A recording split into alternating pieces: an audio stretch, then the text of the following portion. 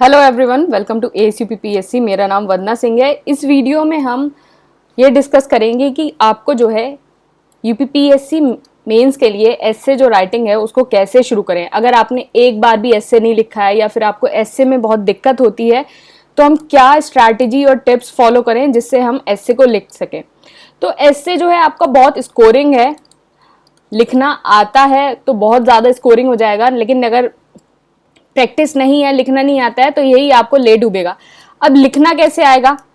देखो, माना कि कुछ लोगों की राइटिंग स्किल्स बहुत अच्छी होती है, लेकिन अगर एनरिच कंटेंट नहीं पढ़ेंगे तो वो भी नहीं लिख पाएंगे।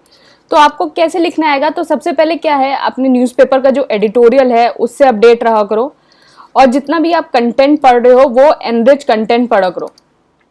कि जैसे करंट अफेयर मैगजीन्स हो गई, उसमें काफ़ी आपके एडिटोरियल्स होते हैं, करंट अफेयर्स होते हैं। तो जैसे जितनी भी आपकी रिनाउंड जो IAS जो कोचिंग्स होती हैं उनकी करंट अफेयर मैगजीन हो गई, जैसे विजन हो गए, इनसाइट हो गए, तो इन सबको भी आप पढ़ सकते हो। अदरवाइज न्यूज़पेपर का एडिटोरियल अगर आप पढ़ोगे तो उससे जो है, पहली बात उससे आपको एस्से लिखना भी आएगा, क्योंकि वो भी आपको एक रिदम में एक चीज़ें आपको पेश करता है एडिटोरियल कि कैसे, कि जिससे आप उससे अटैच रहें एडिटोरियल से। वही आपका एस्से है। एस्से क्या है कि एक चीज़ है, उसमें जैसे आपको उस चीज़ के बारे में लिखना है और आपको जो एग्जामिनर है उसको उस चीज़ से रिलेटेड आपको बांधना है, मतलब वो आपका एस्से पढ़ने के लिए मजबूर हो जाए शुरू से लास्ट तक, और उसे ऐसा लगे कि कुछ कहानी सी चल रही है। ऐसा नहीं कि GS का टॉपिक लिख दिया कि हाँ इंट्रोडक्शन में ये लिख दिया, थोड़ा सा बैकग्राउंड लिख दिया और फिर फैक्ट्स लिख दिए। तो ऐसा नहीं, कि आपको जो है एक कहानी सी पेश करनी है एस्से में उसके सामने, एग्जामिनर के सामने। तो चलिए हम कुछ टिप्स, स्ट्रैटेजी क्या होती है एस्से की, उसको डिस्कस कर लेते हैं। तो सबसे पहले हम डिस्कस करते हैं स्ट्रक्चर। तो स्ट्रक्चर बिल्कुल आपका GS की तरह ही है। आपको इंट्रोडक्शन लिखना है, बॉडी लिखनी है, कंक्लूजन लिखना है। तो यूपीपीएससी में जो एस्से है वो आपका 700 वर्ड्स का आता है और 50 मार्क्स का। 3 एस्से एक पेपर में लिखने होते हैं। एक पेपर में 3 एस्से लिखने होते हैं, 3 घंटे आपको मिलते हैं। तो अप्रोक्सीमेटली एक एस्से के लिए आपको 1 घंटा मिल रहा है। तो इंट्रोडक्शन जो है कम से कम 800 से 100 वर्ड्स का लिखो। ये नहीं कि 4-5 पेजेस पे आप इंट्रोडक्शन ही लिखे जा रहे हो, तो ऐसा नहीं करना है। 800 से 100 वर्ड्स का इंट्रोडक्शन लिखो। बॉडी 500 से 540 वर्ड्स एंड 80 से 100 वर्ड्स। तो ये 700 जो है आपका 725 भी हो सकता है, 750 भी हो सकता है, और आपका 675 भी हो सकता है, 680 भी हो सकता है। तो इससे आगे पीछे ऊपर नीचे थोड़ा बहुत हो सकता है, तो इसमें कोई दिक्कत नहीं है। अब इंट्रोडक्शन जो है वो आप कैसे शुरू कर सकते हो? कोई आपकी लाइफ में कोई स्टोरी हुई हो, उसको दे सकते हो। कोई लाइव एग्जाम्पल हो, एक जनरल इंट्रोडक्शन दे सकते हो। एक हिस्टोरिकल इवेंट से शुरू कर सकते हो।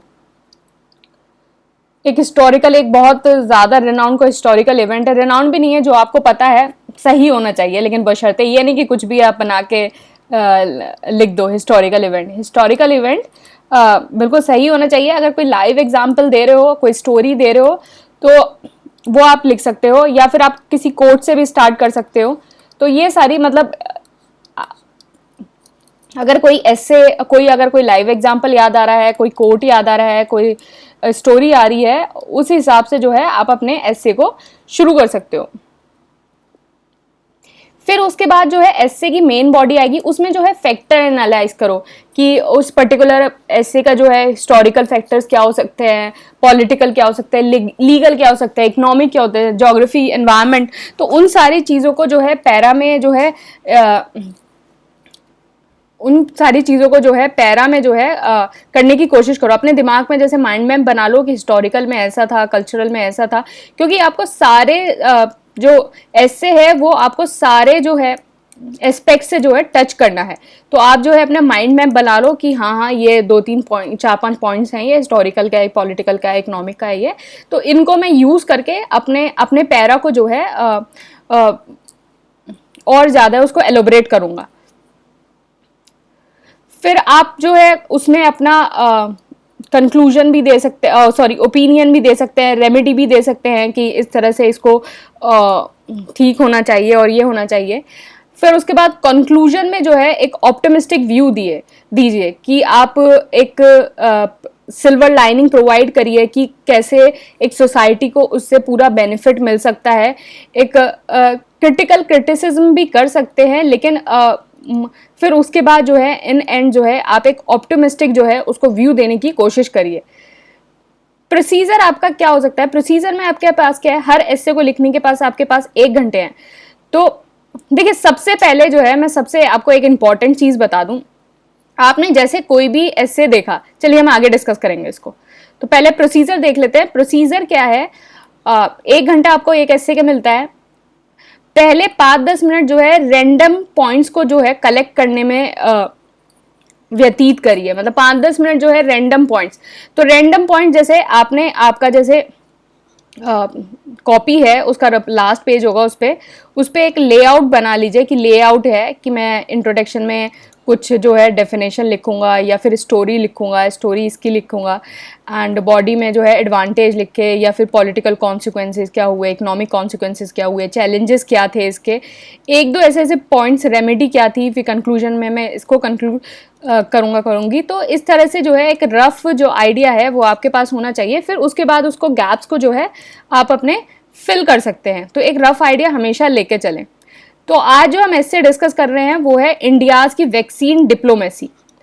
देखिए, कभी भी ऐसे लिखे ना, तो अभी शुरू का मैं बता रही हूँ, अगर शुरू के 5-6 ऐसे को आप कैसे कैटर करें, तो जैसे आपने ये ऐसे देखा इंडियाज की वैक्सीन डिप्लोमेसी, तो सबसे पहले क्या करिए, या तो फिर आप कोई जैसे कोई एडिटोरियल आपने इससे रिलेटेड पढ़ा हो, या फिर किसी करंट अफेयर मैगजीन में ये टॉपिक देखा हो, या फिर आप गूगल करिए वैक्सीन डिप्लोमेसी, और जितनी भी ऑथेंटिक सोर्स हैं, जितनी भी स्टैंडर्ड सोर्स हैं, उनके कम से कम 6-7 जो है आर्टिकल जो है एडिटोरियल्स, 5-6, 3-4 भी चले, 4-5 एडिटोरियल जो है उनको आप पढ़ सकते हो।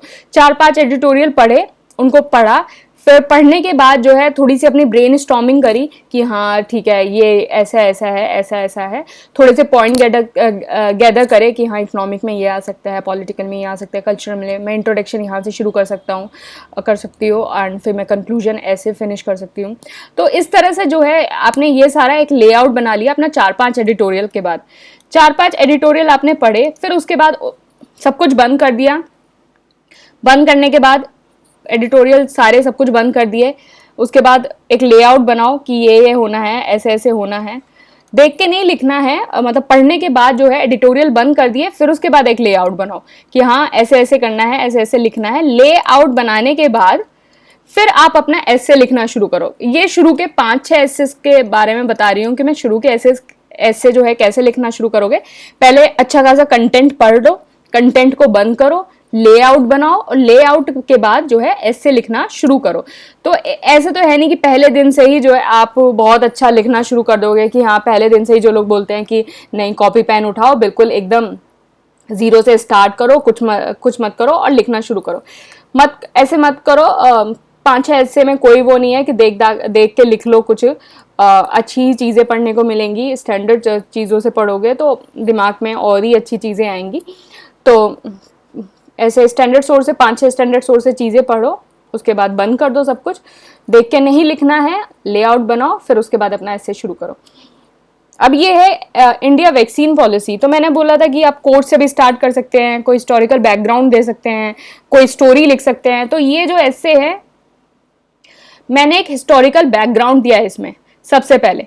तो क्या है वैक्सीन डिप्लोमेसी, तो सबसे पहले इसमें एक हिस्टोरिकल बैकग्राउंड दिया है। तो हम इसको पढ़ते हैं कि more than 60 years ago USA and USSR during Cold War collaborated to produce a new oral vaccine। तो सबसे पहले जैसे कोल्ड वॉर के टाइम में जो है एक मतलब वैक्सीन डिप्लोमेसी से रिलेटेड ही एक चीज़ हुई थी। तो उसके बारे में जैसे लिखा है कि more than 60 years ago USA and USSR during Cold War collaborated producing a new oral vaccine and test it on million of Soviet children. This collaboration paved the way for the global polio eradication initiative.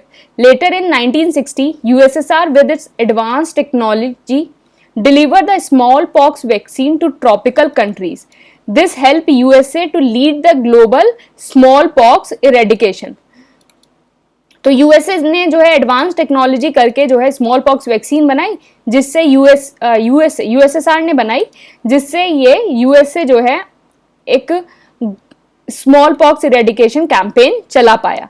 तो ये एक तरह की vaccine diplomacy है कि USSR ने एक technology develop करी और उसको यूएसए ने जो है यूज किया और जो है स्मॉल पॉक्स इरेडिकेशन में जो है काम आई। In both cases two political enemies come together for greater cause. तो ये दोनों पॉलिटिकल एनिमीज जो है ग्रेटर कॉज के लिए एक साथ आए। They put aside their differences to collaborate on solving greater public health और पैंडेमिक थ्रेट। तो ये जो है इन लोगों ने अपने जितने डिफरेंसेस थे उसको साइड करे और ग्रेटर पब्लिक हेल्थ और पैंडेमिक थ्रेट को सॉल्व किया। Both major power bring their expertise and scientific knowledge irrespective of their kind of relationship and ignite a modern international framework of vaccine diplomacy for promoting scientific collaboration for the vaccine development and ensuring vaccine equity। अब देखिए पूरा एकदम picture ही आपको देखो लग रहा होगा कि 60 साल पहले जो हुआ था, फिर 1960 में यूएसएसआर ने एक एडवांस टेक्नोलॉजी करी जिससे यूएसए ने हेल्प लिया। माना कि दोनों कंट्रीज जो है वो पॉलिटिकल एनिमीज थी लेकिन एक ग्रेटर कॉज के लिए साथ में आई, उन्होंने साइंटिफिक डेवलपमेंट किया और इस तरह से जो है वैक्सीन डिप्लोमेसी की जो है शुरुआत हुई। तो आपने एक हिस्टोरिकल जो है एक इवेंट जो है उसको पेश किया और उससे अपना जो ऐसे है उसको शुरू किया। फिर उसके बाद since then geopoliticals have been more complex with the emergence of the multipolar world, however the principle of the vaccine diplomacy remain intact. तो जियोपॉलिटिक बहुत कॉम्प्लेक्स हो गई, मल्टीपोलर वर्ल्ड हो गया, लेकिन जो वैक्सीन डिप्लोमेसी है वो अभी भी रिमेन इंटैक्ट है। कैसे? With the establishment of the Covax developed by WHO, UN children fund, Gavi, recently covid vaccine manufacture Covaxin and Pfizer etcetera, तो अभी भी इंटैक्ट है। Unfortunately, the increasing tendency of the democratic world during pandemic have challenged the positive narrative on global cooperation and give rise to vaccine nationalism। तो यहाँ आपने जो लिखा कि ये जो है इंटेक्ट है, लेकिन यहाँ ही आपने इसको एक काउंटर कर दिया कि नहीं इंटेक्ट तो है लेकिन अभी भी कुछ जो है जो इंक्रीज जो आपका नेशनलिस्ट हो रहा है उसकी वजह से जो फिनोमेना है वो वैक्सीन नेशनलिज्म की तरफ जा रहा है। अब यहाँ आपने एक कोट दे दिया, जब कुछ ऐसी बात लिखा करो और कोई कोट याद आ जाए करे किसी का तो उससे आप जो है उसको अपने पॉइंट को जो है आप और ज्यादा इनहांस कर सकते हो, जस्टिफाई कर सकते हो। तो as WHO DG director Tedros से vaccine nationalism might serve short term political goals but it is ultimately short sighted and self defeating. तो हमने ये लिखा कि अनफॉर्चुनेटली जो है वैक्सीन नेशनलिज्म बढ़ रहा है, तो इसी बात को जो है हमने इसको जस्टिफाई कर दिया। WHO DG ने जो कहा था कि वैक्सीन नेशनलिज्म जो है वो शॉर्ट टर्म पॉलिटिकल गोल है और अल्टीमेटली शॉर्ट साइटेड है।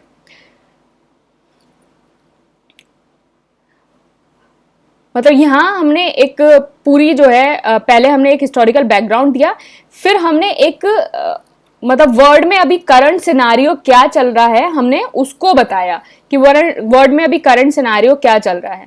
अब जो है हम मेन जो हमारी बिल्कुल ये मेन सब बॉडी बोल सकते हैं इसको करंट सिनारियो वाली को।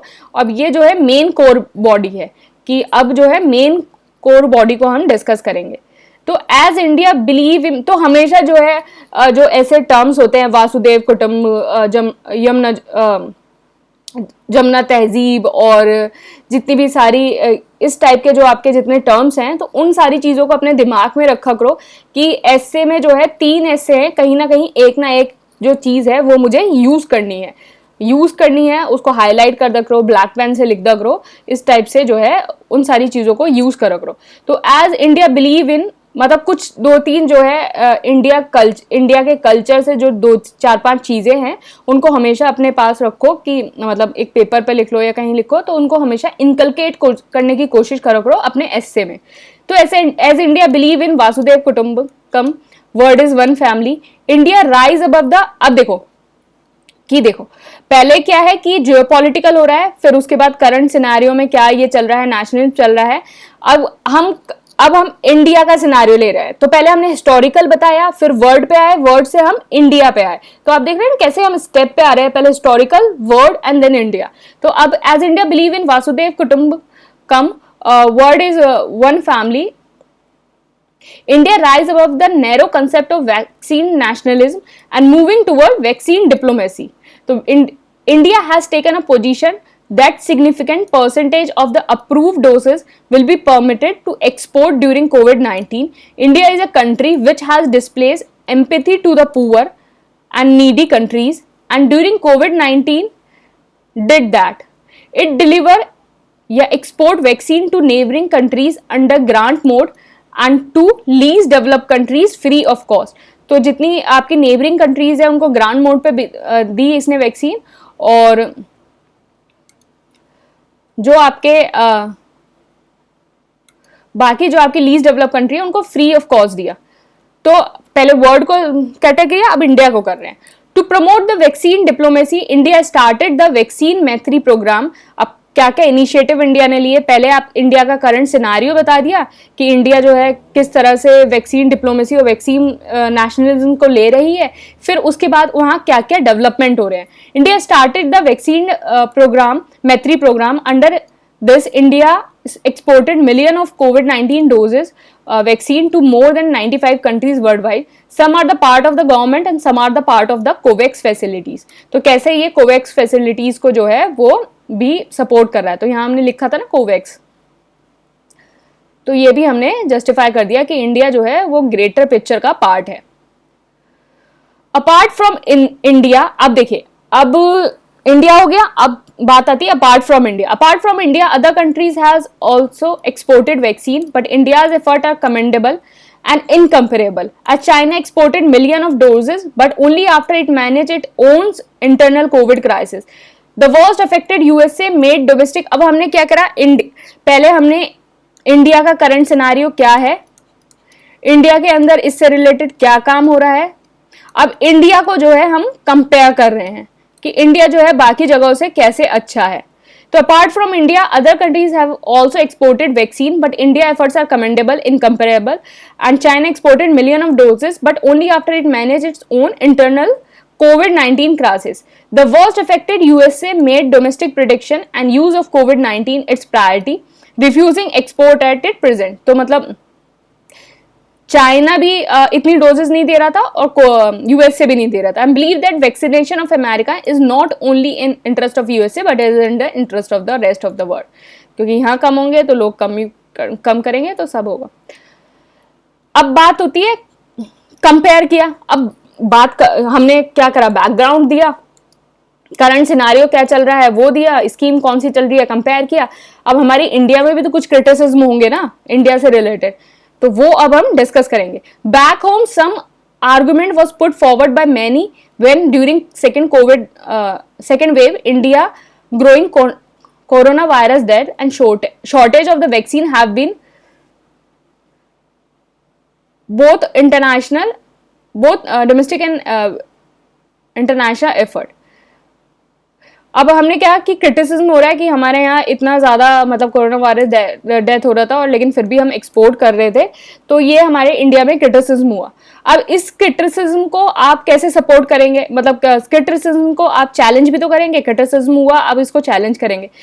तो with this India face so many challenge and face criticism for its diplomacy. Many believe that there was poor preparedness on domestic and trade front as India did not leverage its strength over the past few weeks to ramp hospital bed pharma. तो यहाँ सब आपने लिख दिया कि किस वजह से जो है इतना क्रिटिसिज्म हो रहा है और कैसे जो है सेकेंड वेव के बारे में आपने लिखा.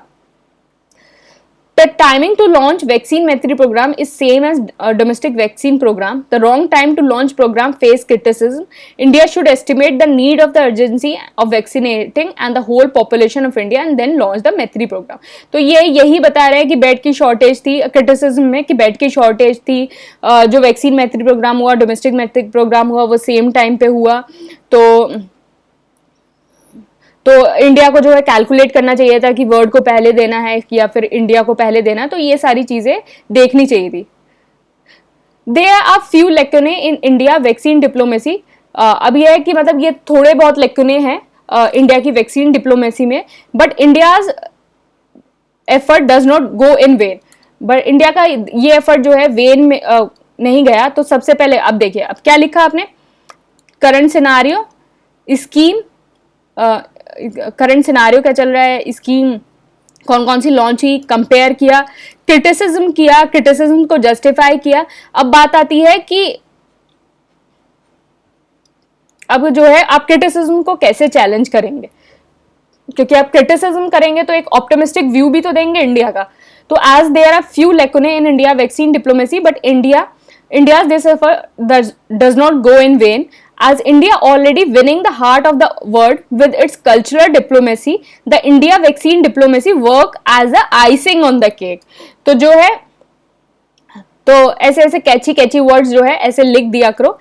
तो India's effort does not go in vain as India. तो इंडिया जो है ऑलरेडी जो है कल्चरल डिप्लोमेसी में काम कर रहा था, लेकिन वैक्सीन डिप्लोमेसी में जो उसका काम हुआ वो एक तरह से आइसिंग ऑन द केक हो गई।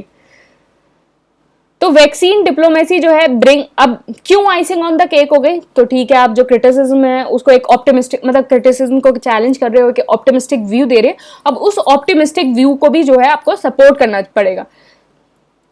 तो vaccine diplomacy bring the long term goodwill for those countries which desperately needed such assistance. India move appreciated by developing countries who could not afford USA and European vaccine. तो developing countries जो afford नहीं कर पा रही थी, उन्होंने move को सराहना की। As affluent country busy in its their own stuff, India emerged out as a big supporter to these countries. Affluent country अपने काम में busy थे, तो इंडिया जो है एक सपोर्टर बन के आया। With its strategic move, India not only win the heart of the needy countries, but vaccine supply also cater greatly to the global cooperation by backing WHO COVAX facility. India vaccine diplomacy bring home some economic advantage. तो हमने बोला था ना, economic, political, cultural, तो इन सारे aspect को आपको cater करना है। तो India vaccine bring home some economic advantage as it make India global supply centre, as apart from the India immediate neighbor country like South Korea, Qatar have shown keen interest to purchase vaccine from India. It will boost India manufacturing, तो आपके infrastructure में भी help हो रही है manufacturing, and these needy country can become future market, and मतलब ये जो नीडी कंट्री है इंडिया का फ्यूचर मार्केट बन सकती है, and this can help India to become the pharmacy of the world. तो फार्मेसी ऑफ द वर्ल्ड बनने की कोशिश कर सकता है, which ultimately make India a manufacturing hub to vaccine and which will boost the GDP to India. अब यहाँ आप जो है आत्मनिर्भर भारत के बारे में भी लिख सकते हैं, यहाँ की मेक इन इंडिया होगा तो आत्मनिर्भर को भी बूस्ट करेगा। तो यहाँ आत्मनिर्भर भारत के बारे में भी लिख सकते हैं। India also earn moral right. अब देखो बात क्या हो गई है, इकोनॉमिक हो गया, तो पहले आपने पॉलिटिकल बताया था, अब यहाँ सोशल जो एस्पेक्ट है, सोशल या एथिकल एस्पेक्ट है, आप उसको भी कैटर कर रहे हैं। तो आपको बस एक ऐसे में क्या करना है, आपको ना GS 1, 2, 3, 4 इन सारे सब्जेक्ट्स को याद रखना। GS 1 आपका हिस्ट्री है, फिर उसके बाद ज्योग्राफी है, सोसाइटी में क्या इम्पैक्ट पड़ रहा है, पॉलिटिकल क्या इम्पैक्ट पड़ रहा है, इकोनॉमिक क्या इम्पैक्ट कर रहा है, एथिकल क्या इम्पैक्ट पड़ रहा है। तो इन सारी चीजों को जो है आप कैटर करके आप अपना एसे लिख सकते हैं। India also earn moral right to have greater say in international forum as WHO DG criticise the non seriousness of the rich country in the contribution of vaccine. On the other hand India was proactive in its effort. तो India का moral right है to have मतलब ये क्या benefit कर रहा है कि इंडिया जो है अब उसका एक मॉरल राइट रहेगा कि जितने भी इंटरनेशनल फोरम है तो उस पर कह सकेगा। अब देखिए मतलब ऐसा होता है ना कि जब आप कोई बहुत अच्छा काम कर देते हैं, जैसे ही आप अपने घर में होते हैं तो आप कोई बहुत अच्छा काम कर देते हैं, बहुत मतलब जो मम्मी पापा जो पेरेंट्स हैं या दादा दादी हैं उनकी नज़रों में बहुत अच्छा काम होता है, अरे यार कितना अच्छा बच्चा है, इस टाइप से। तो फिर उस दिन आप पूरे दिन घर में चौड़ में घूमते हैं ना कि अरे यार आज तो मेरा ही राज है घर में। तो वही है कि इंडिया जब ऐसे ऐसे काम करेगा तो उसका मॉरल राइट हो जाएगा कि वो इंटरनेशनल फोरम पे अपनी बात कह सके। तो उस दिन जब घर में कुछ भी बात हो रही होती है तो सबसे पहले आप कूद के आते हैं कि नहीं नहीं ये ऐसा होना चाहिए, ऐसा होना चाहिए। तो वही चीज है, मॉरल राइट है होगा इंडिया का कि वो इंटरनेशनल फोरम में जो है अपनी बात कह सके। India approach only reinforce the need of having coordinated effort globally in bringing COVID-19 under control by vaccine diplomacy। अब जो है हमारे जो जयशंकर साहब हैं हमारे एक्सटर्नल अफेयर मिनिस्टर, अब वो इस बात को जस्टिफाई कर रहे हैं कि कैसे जो है ये चीज़ हमारे लिए मतलब फायदेमंद है वैक्सीन डिप्लोमेसी, मतलब इकोनॉमिक में तो है ही हमारे लिए फायदेमंद, फार्मेसी ऑफ द वर्ल्ड बनेगा, इवन हमारे कल्चरल के लिए भी फायदेमंद है, इवन हमारी सेइंग बढ़ेगी। और ये जो है only enforce the need of having coordinated work globally in bringing कोविड-19 under control by vaccine diplomacy as external affair minister जो है S Jaishankar express, India can not ask the world for help for vaccine supply if it is not willing to export its own product to help. अब वही बात है, आप किसी की जब खुद मदद नहीं कर रहे हो तो आप कैसे दूसरे से उम्मीद कर सकते हो वो आपकी मदद करे। तो जयशंकर साहब ने यही बोला है कि आप खुद तो मदद नहीं कर रहे हो, अब दूसरों से बोलो कि नहीं भाई हमें ये एक्सपोर्ट कर दो, हमें सिलेंडर एक्सपोर्ट कर दो, हमें ये कर दो। तो वही कहा कि हमें भी तो मदद करनी पड़ेगी, तो हमें भी तो एक बड़प्पन दिखाना पड़ेगा, तभी तो दूसरा हमारी मदद करेगा। तो ऐसे इन्होंने वैक्सीन डिप्लोमेसी को जस्टिफाई किया। तो पहले क्रिटिसिज्म है, क्रिटिसिज्म के बाद आप उसको जस्टिफिकेशन दे रहे हो कि इकोनॉमिकली कैसे हेल्पफुल है, कल्चरली कैसे हेल्पफुल है, फार्मेसी ऑफ द वर्ल्ड बनेगा, इंफ्रास्ट्रक्चर में कैसे हेल्पफुली है। और जयशंकर साहब ने ये बोला है, this soft power of India generated goodwill among the developed least developed country and consolidated India's name as the world pharmacy. तो इंडिया का जो नेम है एज अ वर्ल्ड फार्मेसी जो है कंक्लूड करेगा। This really help to shed away the very old perception among its neighbour that India is a big brother. तो जो हमें नेपाल भूटान वाले जो हमें बड़ा भाई वाला उनके अंदर मिसकंसेप्शन है, तो वो भी कहीं ना कहीं शेड करेगा। Instead it show that India is a responsible power. तो इंडिया जो है एक बिग ब्रदर की तरह नहीं है कि हाँ लो इसको ये दे दिया उसको वो दे दिया कि हाँ तो फिर अब हम तुम पे हुक्म बैठ के चलाएंगे, ऐसा नहीं है। जब जिस चीज़ की जो उसे लगेगा कि इस कंट्री को ह्यूमैनिटेरियन उस पे फुट पे ज़रूरत है तो वो वहाँ उसकी हेल्प करेगा। और एक तरह का उसने शो किया है कि वो एक रिस्पॉन्सिबल पावर है, ना कि बिग ब्रदर। मुझे लगता है आपको ऐसे जो है अच्छे से समझ में आ गया होगा। बाकी ये प्रीलिम्स 2023 कोर्स है, इंटीग्रेटेड कोर्स है प्रीलिम्स और मेंस का, और ये मेंस 2020 का आंसर राइटिंग कोर्स है, तो आप इसको ज्वाइन कर सकते हैं। बाकी सारा नंबर और डिटेल सब यहाँ है, आप इसको ज्वाइन कर सकते हैं। और बाकी टेलीग्राम पे जो है डेली क्विज होता है, आप उसको भी ज्वाइन कर सकते हैं। तो यहाँ हम क्रक्स देख लेते हैं एस्से का।